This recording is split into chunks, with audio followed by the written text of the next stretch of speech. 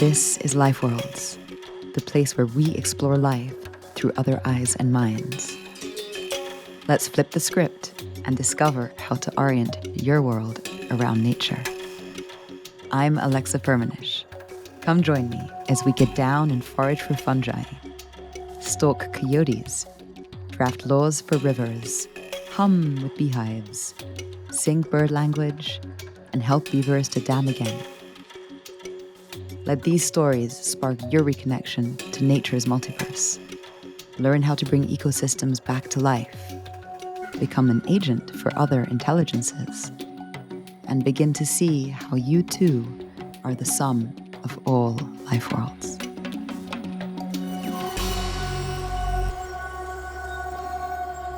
Hola, Juliana. Welcome to Life Worlds. Thank you very much. So, today we're going to be talking about the fungi in lots of different wonderful ways. And to kick us off, I was wondering if you could take us through a day in the life of a fungi. Like, what's it like to be a fungi? What do they do? What kind of activities would they be engaged in right now all around the world?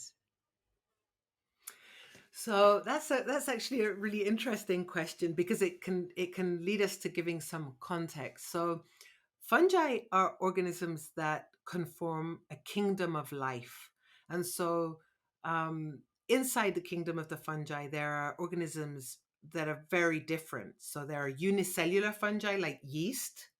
There are molds, lichens, mushrooms, conchs, and a day in each one of these is very different. It's equivalent to asking what would a day in the life of a plant be, and in that case, an algae and a moss, a old growth tree will have different days. But what's common to all of the fungi is that they are organisms that normally live inside their food. So they're organisms that are very intimately related to another. Um, Fungi cannot exist without another, and very graphically. So they are organisms that are never alone.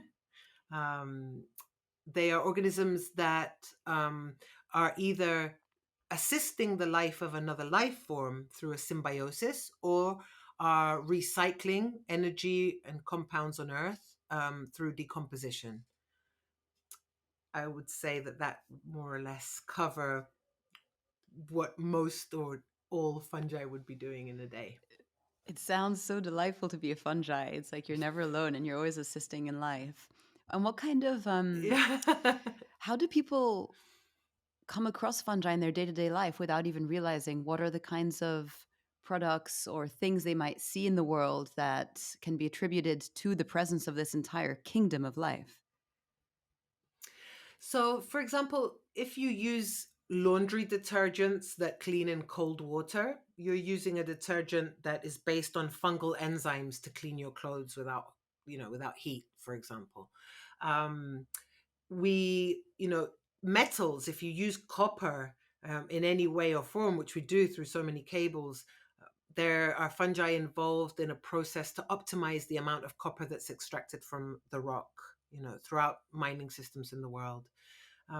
We use fungi, as the fungi in the form of yeast every day and many times a day. If it's either through bread, yogurts, kombucha, or like myself, wine, or others, beer. You're using fungi. So sometimes you don't even realize that actually without fungi there'd be no chocolate, no coffee, no bread. No teas, no wine, no beer, and we could go on. It sounds pretty tragic without them.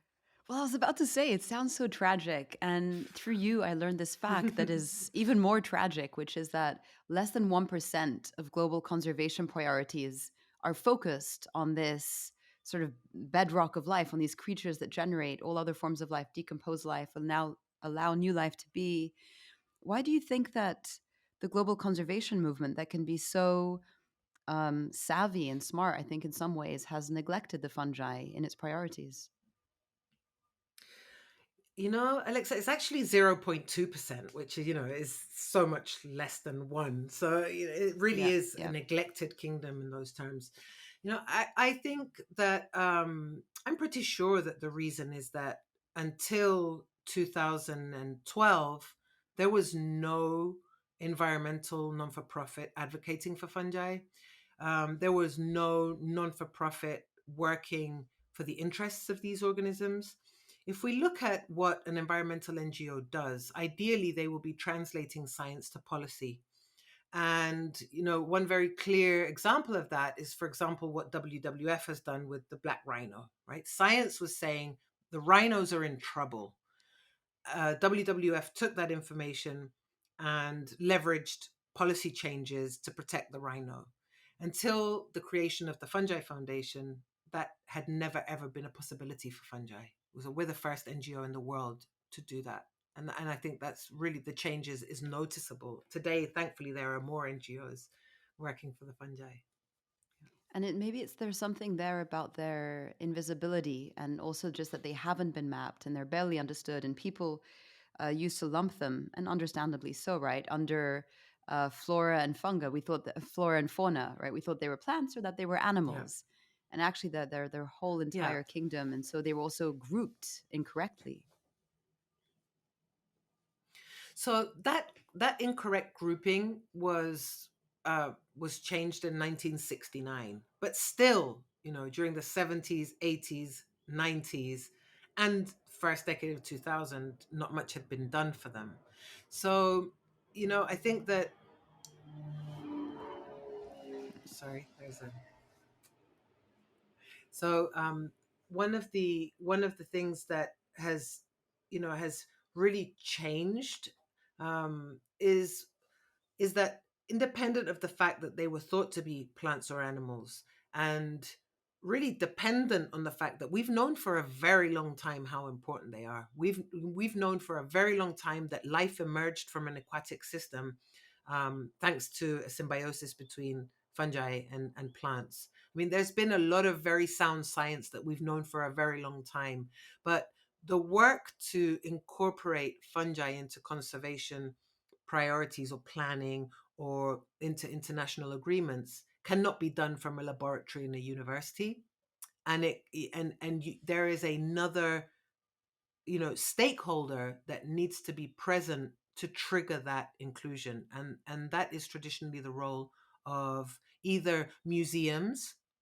There could be some sort of a scientific institution or non-for-profits, and I sincerely think that it was the lack of advocacy for the science to be translated to public policy that really determined the fact that they were so neglected. And that's obviously what led you to create what was this first foundation just about a decade ago. And because you've created the first foundation that's speaking on behalf of these other forms of life, you're doing things that have never been done before in all the different domains that you guys are active in. Describe a little bit what the foundation is doing and what are its activities. So the organization works for the fungi in any way and every way that we think it could be possible to ensure to recognize their ways of life. Um, and so currently we are an organization that's working on four lines of work. One is conservation, and in conservation we work for the world to move to adopt mycologically inclusive language, because language creates reality and we have to say their name.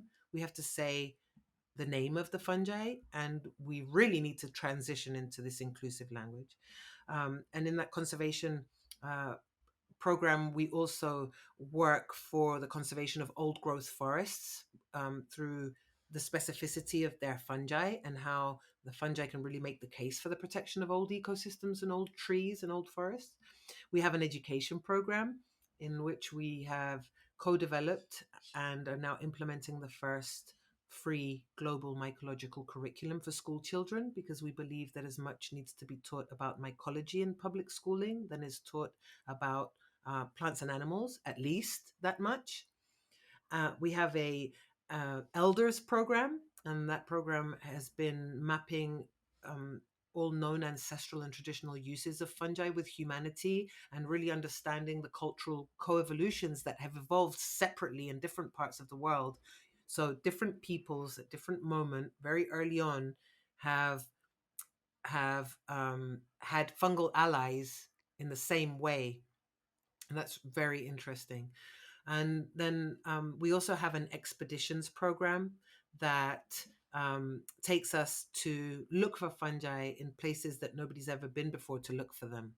And we discover fungal diversity, we create capacity, and we do a lot of storytelling through those expeditions. I am so excited to have you bring us into one of those expeditions in just a second. Something I think is that's so cool that you did with the foundation was basically intervening in the legislation of your own country, which is Chile, and getting them to change Mhm. their laws and to recognize the fungi. That was obviously a global first. What did that entail? Like, what changed in the government's understanding of the fungi through your work? So in the year 2010, there was an opening to modify some aspects of the constitutional law that regulates, that mandates what happens with the environment in Chile. And when legislation is open for comment or is open for modification, anything can happen. And I recognize the chance um, to propose that fungi be included on an equal footing as plants and animals. And to have that happen, it was 2 years of work, a lot of work in Congress, talking to senators, members of parliament, to their advisors primarily. But ultimately, what made the change possible was the demonstration that including fungi in legislation wasn't a huge additional cost, either for the government or for investors, or foreign investors in the country. So it was also in response to an IUCN and an OECD recommendation that countries adopt an ecosystemic view of nature.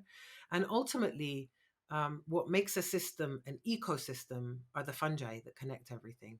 And that was how we pitched it. Yeah. And so you'd say that now the fungi are a little bit more protected by the law in Chile than they were before. They weren't protected by law in Chile before, Yeah. and today every single environmental impact assessment to get a permit to impact land must demonstrate that there's no durable negative effect on fungi. And that also Gosh. triggered the need to red list species, to train mycologists. And so we really took on the integral task and did, all the steps we needed to today have a very, successful system with mycologists that are employed, information systems, public information systems are generated, the threat of extinction for these species are evaluated on a yearly basis, and ecosystems can be protected because certain fungi may be there or are there. I think what's so interesting about that is so many young people today, they want to become active in the environmental movement and to do something that's meaningful with their time. And something like changing the law of government or constitution allows for a whole new field and capacity building to happen for people to go and do field trainings or expeditions. And I think it opens up a whole new world. And it's Mhm. such an interesting ecosystemic intervention. Let's talk about the expeditions. I mean, what happens when you're out there in the land, in the forest, in the mountains? What's been your experience of going out and looking for fungi, and Hmm. what kind of sensitivities do you need in your body and in your mind to kind of do that well? What's it like to be out there, discover a fungi? Like, maybe tell us some of those stories Yeah. of, because I don't think everyone's been on an expedition looking for fungi. Yeah, I think it's really important to state the difference between an expedition in a warm, area of the world and then our cold, temperate areas of the world. They are very, very different. So, I've actually been on expeditions in close to 20 countries over, my career, and I have lived, um, expeditions that are sleeping in hammocks in the Amazon and, feeding off the bugs, and that's, one story. But what I most love to do is go to Patagonia, as to the far south of the southern cone of South America, to the temperate old growth rainforests and the subantarctic forests. The temperatures are extremely cold. Distances are very, very big. And so normally what a a serious mycological exploration consists of is, first of all, you carry what you need. There is a very strong notion of self sustenance during an expedition. So, depending on how much you can carry on your back, how much food you can carry, and what you need to collect is really how far you can go. And normally they're about 2 to 3 weeks. You're carrying a backpack of 25 kilos, more or less. You're carrying your food, your collecting gear, a tent, sleeping bag, only two changes of clothes, one dry, one wet. Um, and you're walking in, cold conditions, 5 to 12 degrees centigrade in the day. We are walking, sometimes we will walk to a place, set up base, and then do short excursions, just with day packs. And you're basically looking at the ground, walking very slowly. Um, uh, I would say sharpening your senses to be able to react to odors, smells that are different, to react to differences in the texture of the ground landscape. So plants have a certain vibration, a certain color and texture vibration, and fungi have a different vibration. And so you're able to, if you can tune in and you can sharpen that sense, you're able to respond to visual signals that are fungal signals. And then there's also this intuition of a place, and this happens a lot, that you're walking and um there's like a compulsion to go in a certain direction, and you go and you find something astonishing. So these expeditions are normally quite silent. We're not normally, there's no music in the forest playing, nobody's really chatting away. We're all very sharpened in our sense of openness to an encounter with a fungus, with the visible structure of a fungus. Yeah. And stories, there are many. I've been lost in the forest for a couple of days. I've had some funny, incidents with going into the forest with two boots on and coming out with only one. And, there are so many fun things that can happen. One that's actually quite interesting is, on two occasions, I found new species to science, when you just, hide behind a tree to the, have a pee. And those moments are really, really special, because you're so just in your biological function, and suddenly you look and you're like, oh, that's different. It's happened twice. Yeah. You probably have to be careful not to get too excited with your pants around your ankles and get up and fall over and squash the fungi that you just found, which is, by the way, what I No, would the do. important thing is pulling them back up before you go back to the group to show them, not walking out with the pants and the I bet you there's ankles. like a running joke in your team that, like, oh, Juliana's going to go pee. Guess she's going to come back with her new fungi right now. Yeah, What definitely there. and what's that encounter like when you find a fungi that might be someone you've never met before, or even someone who's new to science? What is the Mhm. what is that feeling like inside of you? Well, Alexa, for me, there is no difference between the feeling of something that I know, of encountering a fungus that I know has most probably not been described, and one that is very common. What with time I have learned to accept, just because it's absolutely, it's unchangeable, is that every time I encounter a fungus, I feel plenitude. And it's a very powerful sensation of plenitude. It's a space in which everything is okay, and really nothing much else matters.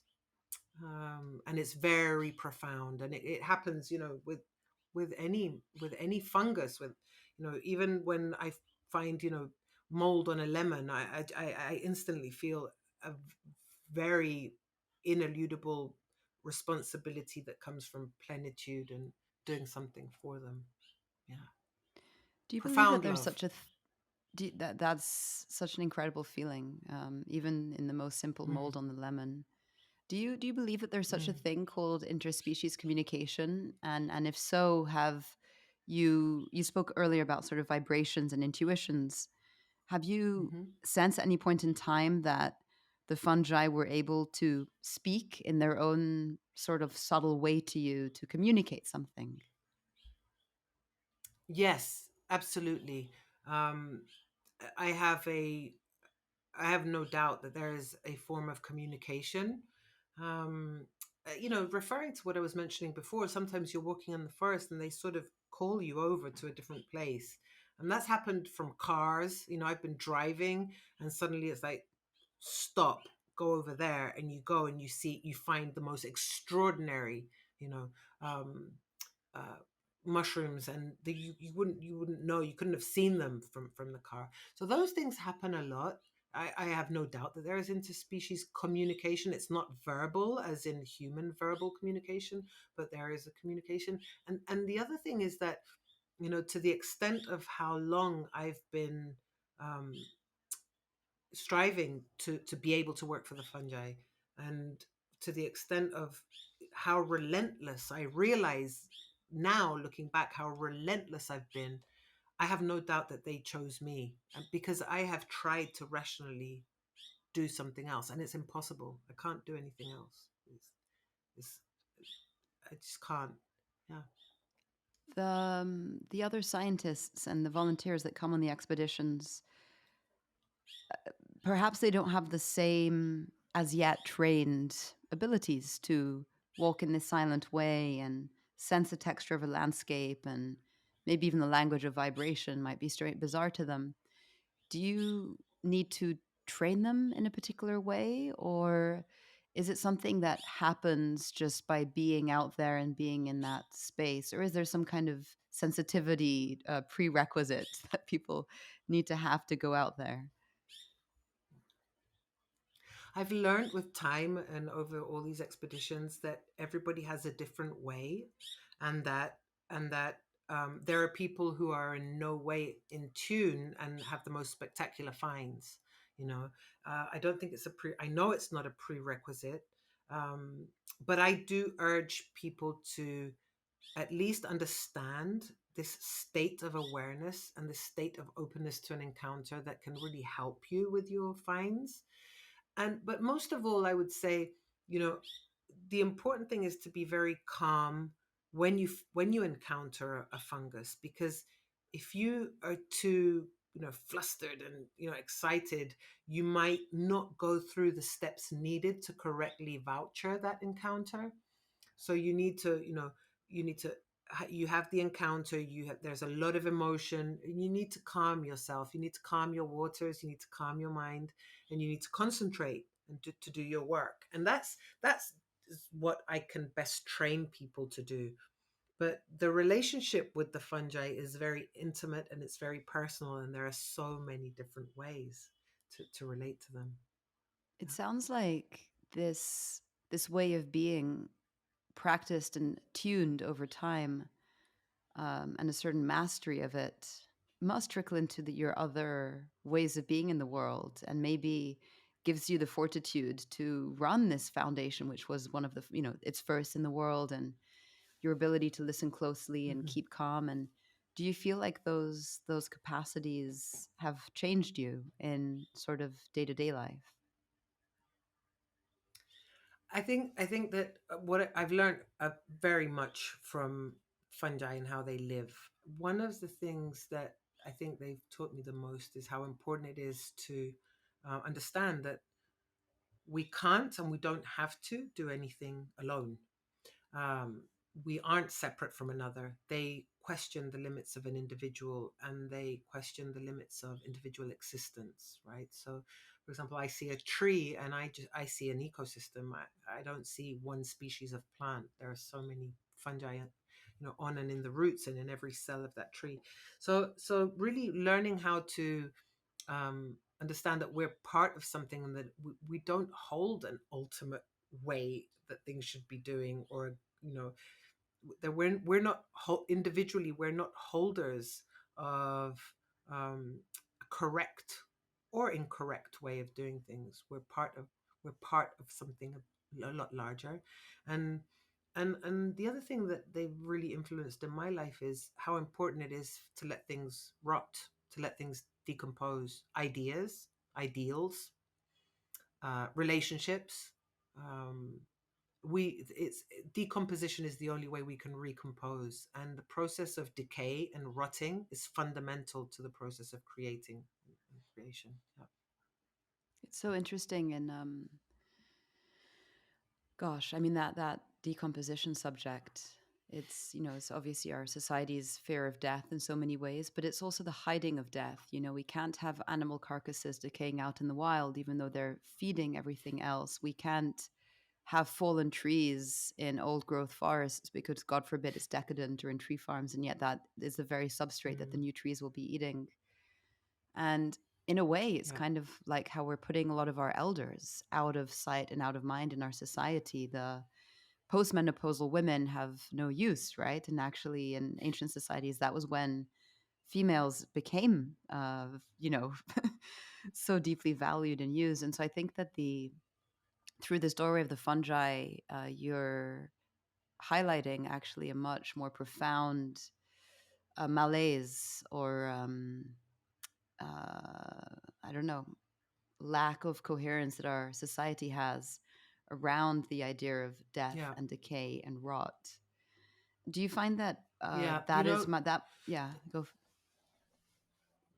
So I've been dwelling on this for a very long time. Last year we published a short documentary called Let Things Rot, and you can find it on YouTube in the foundation. I urge everybody and anybody who can to see it. But basically, what we show there and think about is how maybe the most glorious moment of a tree's life is when it falls naturally, hits the ground, and starts to decompose. And it's very beautiful to think about that and how fungi really teach us that um, that death is a beginning, that really nothing ends with the end of one line. What the end of one life form is really just the beginning of many others. Yeah. one of the lessons that I perhaps received from the fungi was the idea that incredibly toxic things can be transmutated as well, which is Mm, part of mm, decomposition, but has its own kind of aspect to it, and I'm sure people have heard or seen yeah. of the fungi that grow on cigarette butts or heaps of hydrocarbons Mm, and create sort of yeah. new life Even from that enriched toxic. uranium. Yeah. Oh wow, you probably don't want to eat Even that nuclear. fungi. Yeah. Yeah. They clean it. Yeah. They're incredible. And I think that Mm, that is also a really potent lesson for this moment in time, where it's like, yes, things might be absolutely toxic, and yet there will always be the capacity to transmute them if you find the right invisible materials to do so. And the unexpected protagonists mm, of that story that aren't individuals, but they're actually collectives, and the largest collective, yeah. um, the largest collective on the planet. And I think that's what's so interesting about science and what you're doing is that the understanding of the science primes us to see the world around us very differently. And so Mm, that I think brings me to the subject of the role of language, because language primes us. And mm, you've often yeah. said that language creates reality.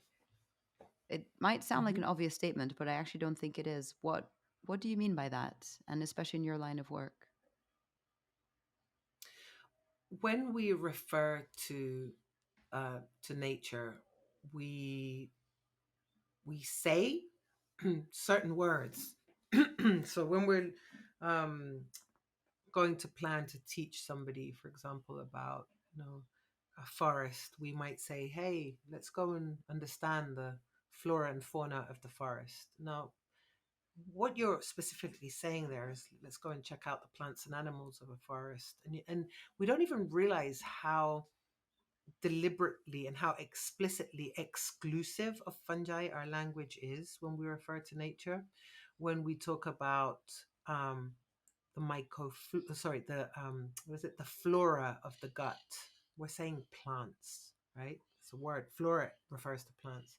And so when you get into the fine line in conservation agreements, in international treaties, in terms of reference for science research funding, and we're using this language that we really haven't thought about, and we see, okay, so this grant is going to cover, 5 years of research in the flora and fauna of, Borneo.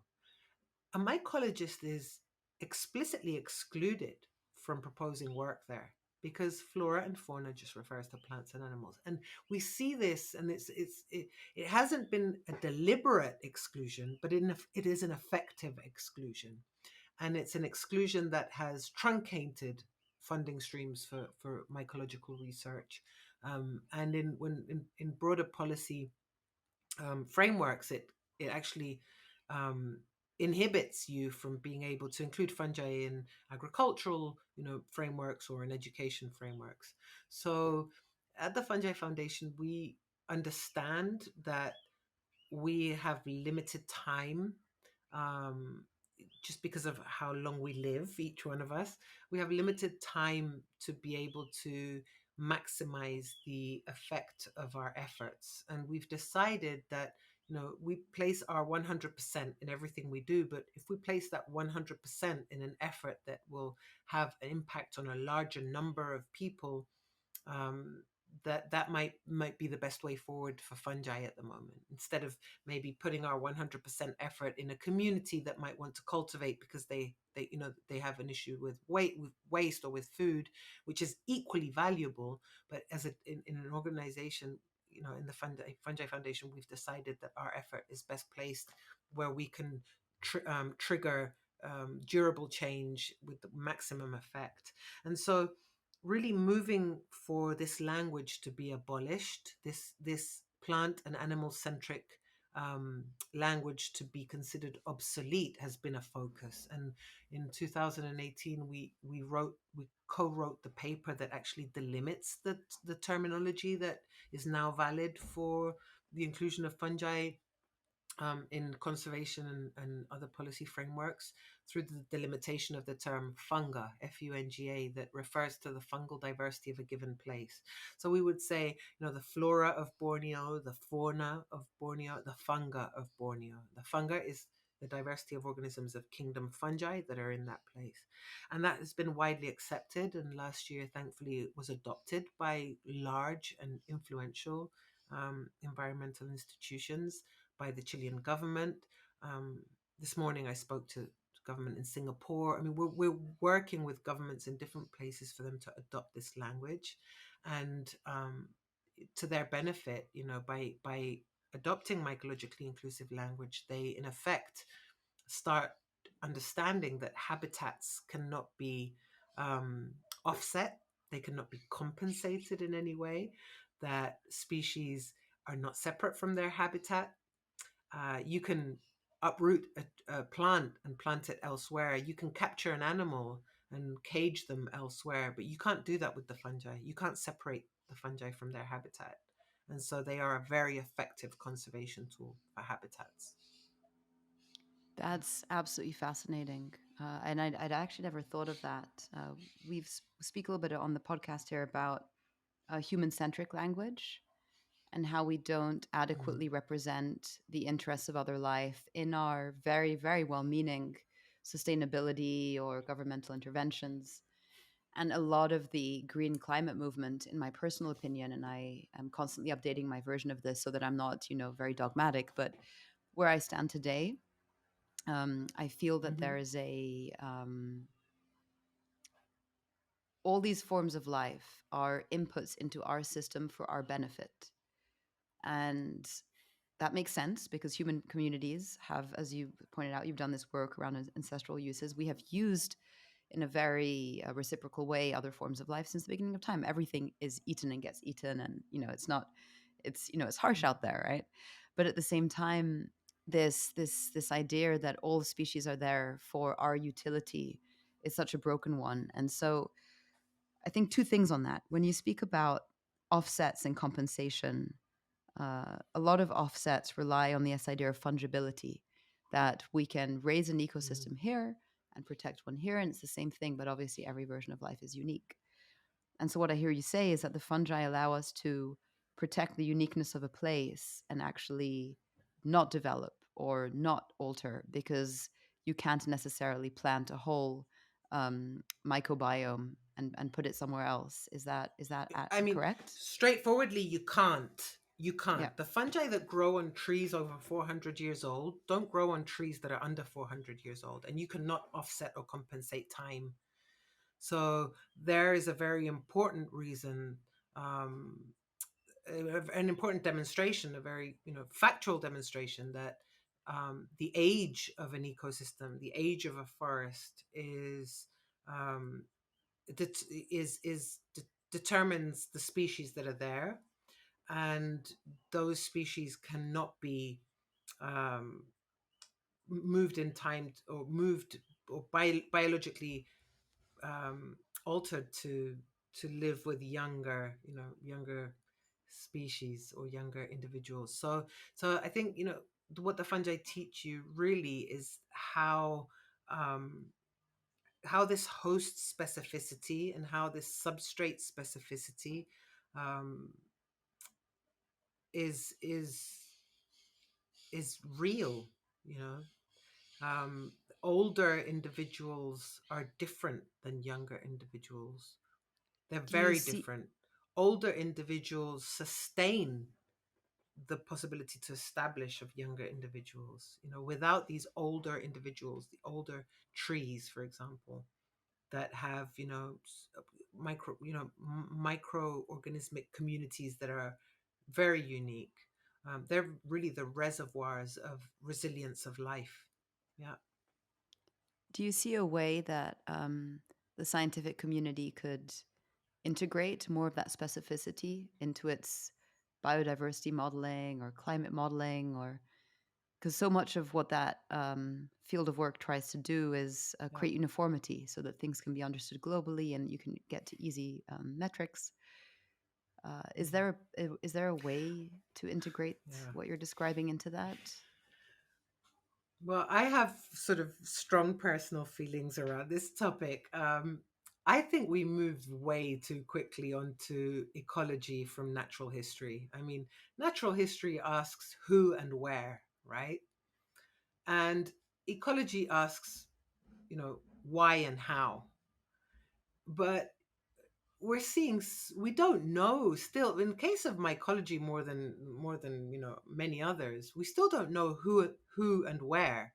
But nevertheless, there are numerous scientists modeling, the why and the how of species they don't even know who and where. And so I think, that we need to take a step back to natural history. We need to revisit, you know, the understanding of who and where. And with mycology especially, we need to take active steps to speed up the what we know about who is where, um, because we're losing habitats by the second, and so it's important. That's why we do a lot of expeditions and we go to these places where nobody's been before to try and understand who is there.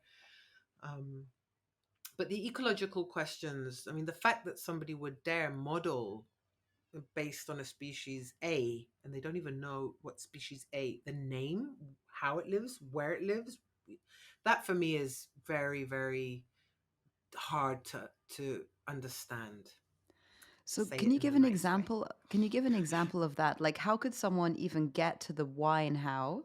Like, why is this species acting in this Hmm. way, and how is it producing all these processes? Yeah. If they don't know who and where it is, like, is there a specific example that you There's a can give of? generalization.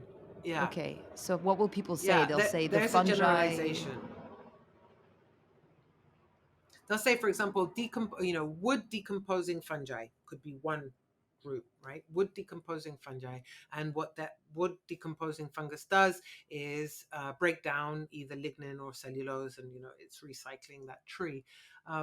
That said, the fungi that decompose lignin and the ones that decompose cellulose are completely different. But for this modeling purpose, it really doesn't matter to most.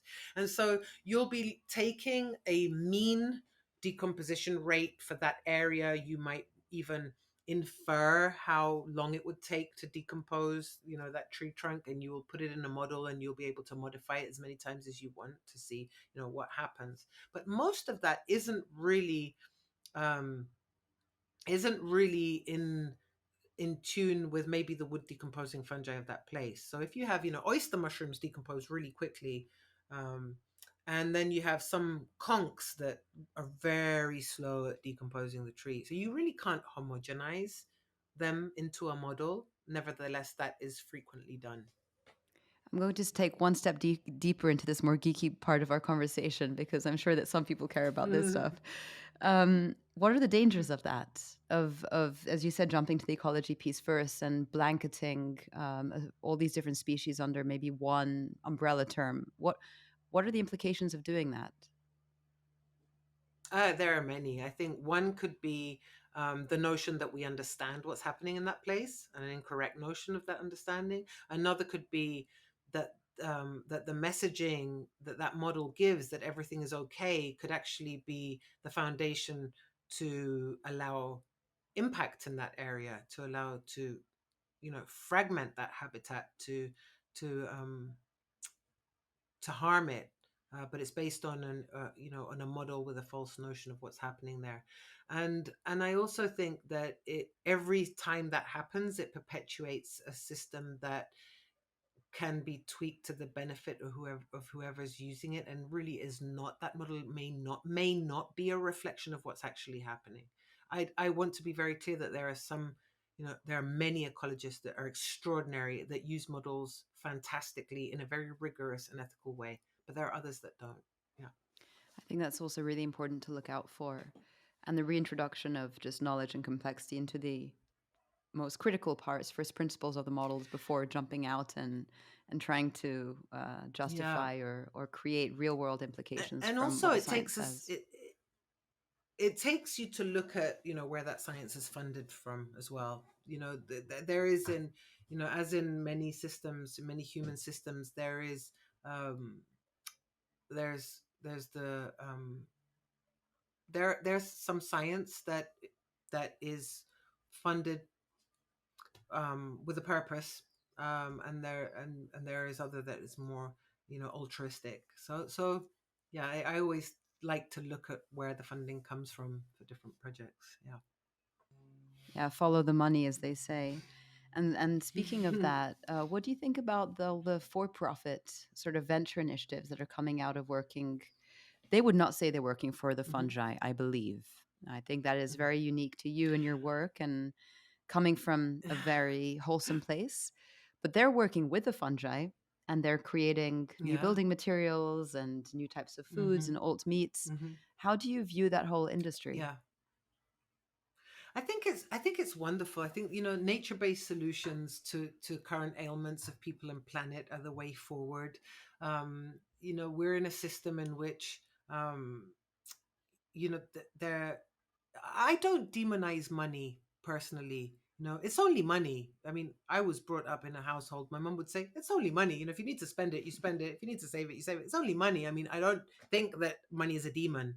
Um, and so I think it's wonderful. I also understand, and I have learned that in order to be philanthropic, you need to be profitable, right? So to be philanthropic, you need to be profitable, and ultimately, I think that the effort, to meet, a need, a market need, is way best invested in a nature-based solution than in, in a solution that might, have, more detrimental, obvious detrimental effects on the environment. I think it's wonderful that this is happening. I can't wait to see more of them. Would there be applications inside of that kind of for profit world? Or if you think about biological inputs, and I'll actually share something on that, but implications from the Mhm. science that you'll be doing with the foundation and the mapping for those fields. Because, for example, in agricultural inputs now, we're trying to use different mycorrhizal fungi applications instead of Mhm. the chemical slash petrol based fertilizer Mhm. systems and pesticides and so on.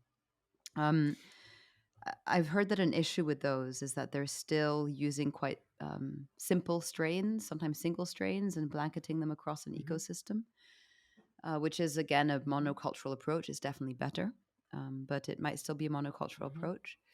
So, do you see that there will Hmm. be uses for the science that's being developed inside of these new businesses and nature based economies? I think the use of fungi, for example, is for mycorrhizal enhancement. These are very old things. The forestry industry has been using them for decades. There's more consciousness now about what's going on, and there's more of an understanding of some of the detrimental effects. And I'm sure that they will be more and more results tending to make these products more efficient. I think that your question leads us to the question of patents. And I think that the technology being developed inside these for-profit companies have the potential to really change the world, if and only if they're not completely patented and prohibited of being shared. I think open source is fundamental. I think I really do believe that open source technology with nature-based solutions is the way forward.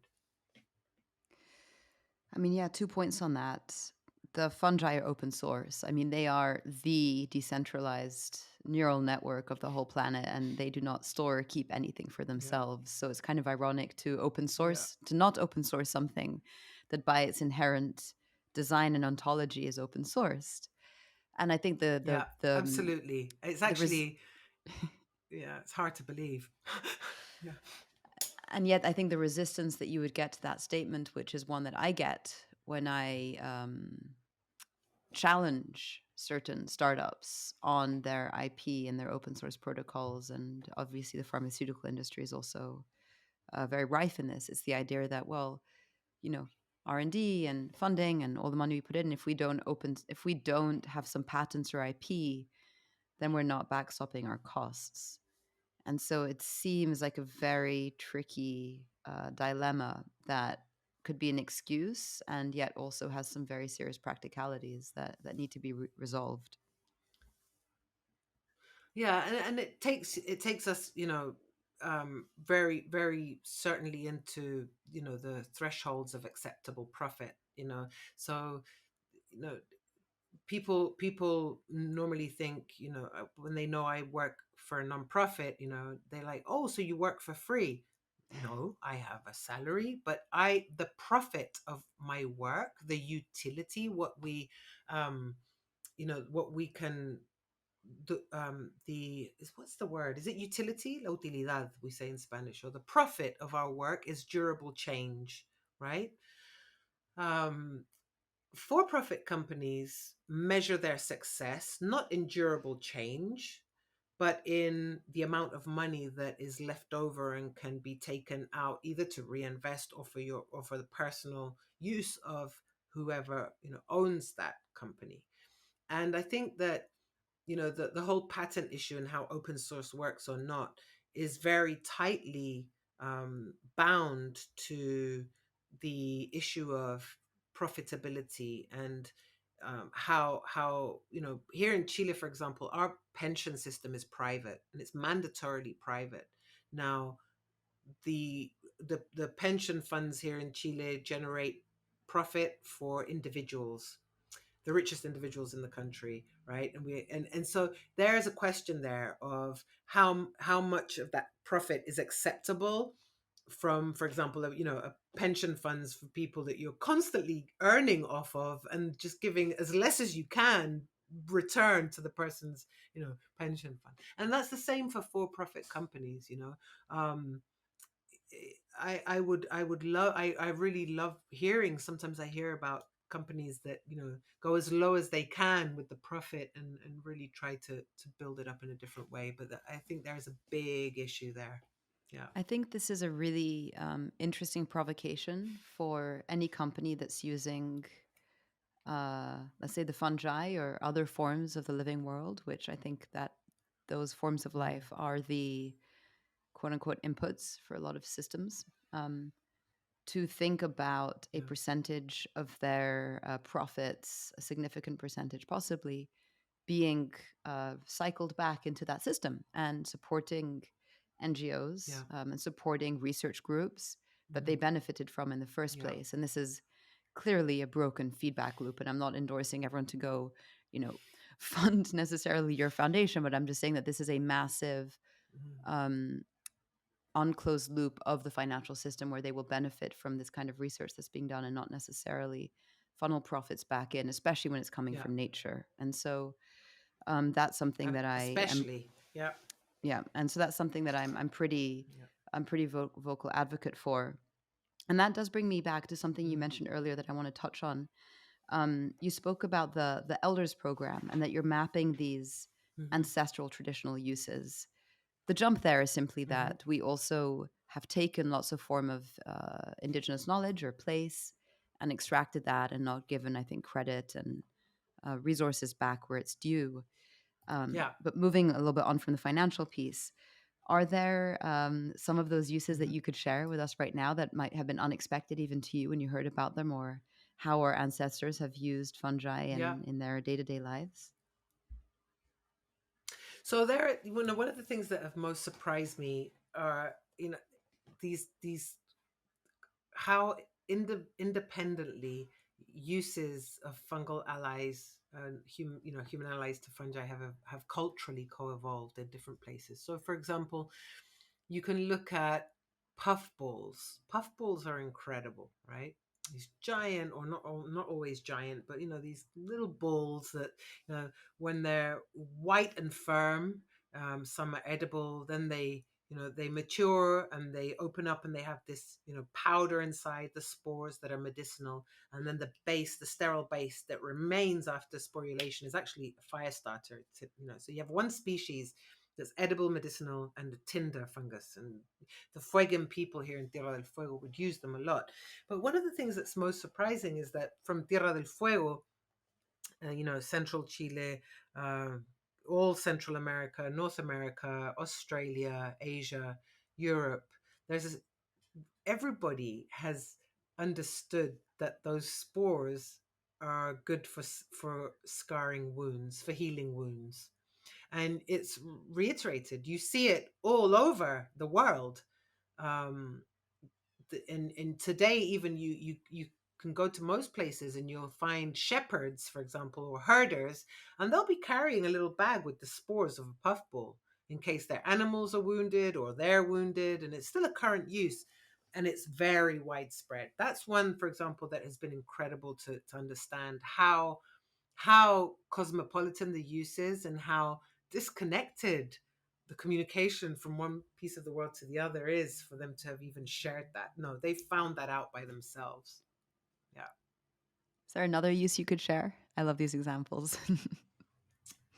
Yeah. There are a lot of uses of fungi for like symbols of power. And they're pretty widespread. So, from Papua New Guinea, you can see some heads of tribes would use polypores, some conchs as necklaces as a symbol of power. And then you see in other parts, maybe in the Amazon, the use of polypores and conchs also as symbols of power to adorn, the headdresses or on a necklace. And you can see these, and you see them also in Europe. You'll see use of these conchs as something very special and a symbol of power. Um, those are interesting uses. And then from um, from helping a baby to drop its belly button to um, healing toothache, you find many uses all over the world. But those are some of the really distinct ones that you see across geographies. I wonder if the ones that are linked to power have to do with the connection to the spirit realm, and that a lot of shamans probably used fungi Yeah. for their psychoactive purposes and ingredients, and so access to that other place might have been associated with certain godly powers or the powers to foretell or foresee things. So I'm sure that there may have been some Yeah. connections there. Oh, who knows? Yeah. They're and incredible. and before we close, um, for people who want to become closer to the fungi and who want to learn about their world, you gave a wonderful invitation before, which was to walk slowly, observe, try and sense their vibration. Maybe you've got to come across one first and spend time with it, and then you know what you're looking Mm. for. How would you advise people to start in their kind of mycological explorations? I think the most important thing is to understand the seasonality of the visible part of fungi. So, you know, depending on where you are in the world, but most commonly in autumn and in spring, you will be able to see them. It's not that they're not there in the other seasons. They're there, they're just underground. So, to avoid frustration of being looking without any success, try to understand what season they're visible in your geography. And then I would say also don't limit yourself to having to go to a forest. You can go to your local park. You can look in your plant pots. You can look in your garden. You can walk through your neighborhood and look in the trees. And in the right season, you'll probably see many of them. And what you see matters. The fact that you're having an encounter with that macroscopic, you know, um, moment of the fungus is not trivial.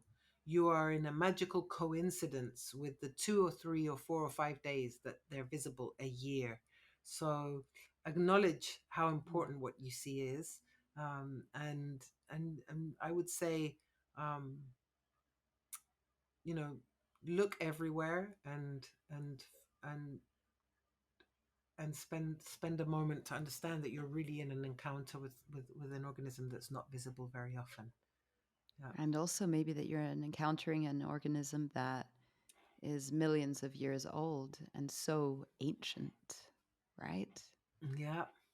Oh yeah, and possibly not even described. I mean, there was a new species found in like smack in the center of the city here in Santiago a few years ago. I mean, it's not a given. What you see really does matter.